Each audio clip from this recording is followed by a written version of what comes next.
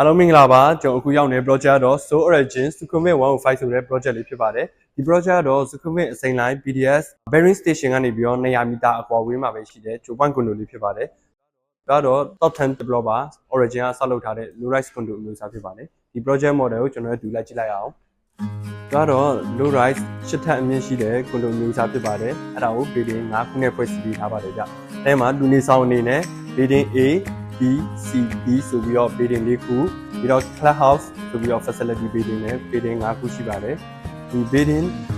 A B အတိုင်းဒီမှာ C နဲ့ D ဆိုပြီးတော့2ခုထပ်ရှိပါမယ်အဲထဲမှာမှကျွန်တော်တို့ foreign quota အနေနဲ့ building B C D ဆိုပြီးတော့3ခုရွေးချယ်ဝယ်ယူရပါတယ်ခင်ဗျ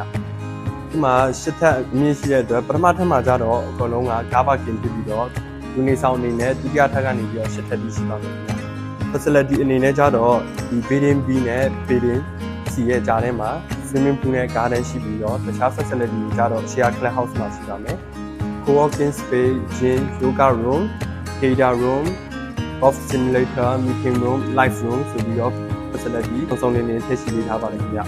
ဒီ project ထူးခြားချက်ကတော့ building C က pet friendly ကိုလိုဖြစ်ပါတယ်ခွေးကလေးချောင်လေးနဲ့မွေးချင်လူတွေအတွက်လည်းဒီ building C ကိုယူချဲဝယ်ယူရပါတယ်ခင်ဗျ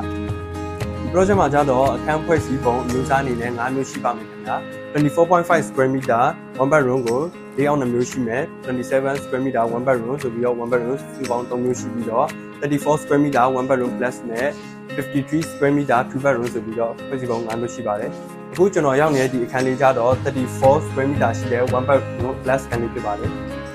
ဒါတော့ဒီအခန်းဝင်ချင်းမှာဆိုရင်မြေဖို့ချောင်လေးရှိမယ်ညာဘက်မှာဆိုရင်မြေဖို့ချောင်ရှိမယ်ဘယ်ဘက်မှာကျတော့ဒီ cabinet နေဒီရဲ့ဒီလိုလေးတွေထားရှိပေးထားပါတယ် kitchen ကိုလည်းသူကအနက်လေးထွက်အောင် slide တုံးနဲ့ partition လေးလုပ်ထားပေးပါတယ်ကျွန်တော်အနက်လေးလေးချက်ရဆိုရင်လည်းဒီမြောက်လာတော့ပါဘူး close kitchen လေးစားပေးပါတယ်ဒီမှာဆိုရင်တော့ဒီမှာ living room sofa နဲ့ TV ထားတဲ့နေရာလေးရှိပြီးတော့ဒီမှာကျတော့ dining area ဖြစ်ပါတယ်one bedroom plus ဆိုတော့ဒီမှာ plus အခန်းနေနဲ့ကျွန်တော်တို့ကိုယ့်အကို multi function room ပေါ့ဒီဖျားခန်းလုပ်လဲရမယ် walking room လုပ်လဲရမယ်ဒါမှမဟုတ်ရင်အိတ်ခန်းငယ်လေး single bed လေးထည့်ချင်လည်းရပါတယ်ခင်ဗျဒီဘက်မှာဆက်သွားမယ်ဆိုရင်ကျွန်တော်တို့ရဲ့ master bedroom အခန်းလေးဖြစ်ပါတယ် master bedroom ကလည်းကြည်ကြဲဝန်းဝန်းလေးရှိပြီးတော့ဒီဘက်မှာ interior ရှုခင်းလည်းတွေ့ရပါပြီးတော့ဒီ shower screen လေးလည်းထည့်ရှိပေးထားတဲ့အတွက်အရင်အဆင်ပြေပါတယ်ခင်ဗျာ project location ညီနာမှာဘာနေရှိလဲဆိုကျွန်တော်ရဲ့ဒီလက်ကြည့်လိုက်အောင်ဒီမြေပုံလေးနဲ့ရှင်းပြပေးသွားပါမယ်ကျွန်တော် project So Origin Sukhumvit 105ကျော်ဒီမှာရှိပြီးတော့ Prana transportation အရာဆိုရင်အနည်းဆုံး Sukhumvit အစိမ်းရောင် BTS bearing station ကနေပြီးတော့200 မီတာအကွာဝေးပဲရှိပါတယ်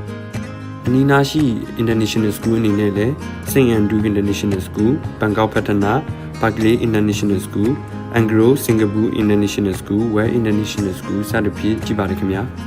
Shopping Center နဲ့ Market တွေဆိုရင်လည်းအနီးနားမှာ Thomson Market Sama Lasel, Bangkok Mall, Central Bangna, Macro, Mega Bangna စသဖြင့်ရှိပါတယ်ခင်ဗျာ